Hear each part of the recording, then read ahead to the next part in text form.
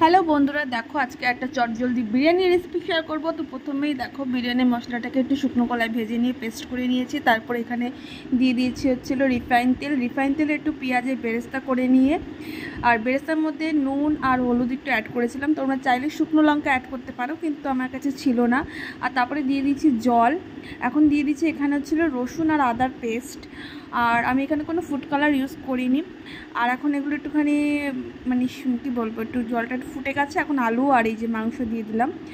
এখন মাংস আর আলুটা ভালো করে দেখো মানে সেদ্ধ করব এই পেঁয়াজ আদা রসুন এই সব কিছু জলে। আর নুন হলুদ দিয়েছিলাম সামান্য।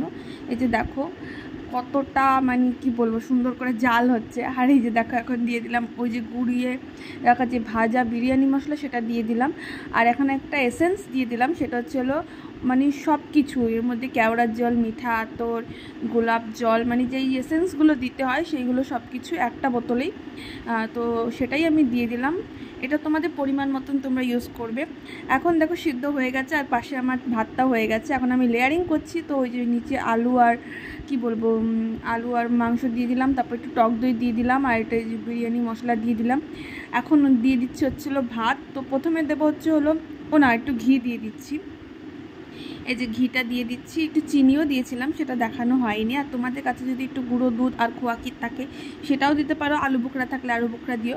যাই হোক আমার কাছে এগুলো ছিল না। তো আমি এই যে মানে এটা হচ্ছিলো 70% যে ভাতটা মানে হয়েছে সেটা আমি প্রথমে দিয়ে দিচ্ছি একেবারে ডিরেক্ট একদম তুলে। তারপর একেবারে সব ভাত দিয়ে আর একটুখানি বিরিয়ানি এসেন্স দিয়ে একটুখানি দুধের কি বলবো মিশ্রণ বানিয়ে রেখেছিলাম, সেটাও দিয়ে যে দেখো কি সুন্দর করে মানে কি বলবো দম দিয়ে এখন আমার বিরিয়ানি রেডি। চিকেন দম বিরিয়ানি কেমন লাগলো অবশ্যই কমেন্ট করে জানাবে। চলো টাটা, বাই বাই।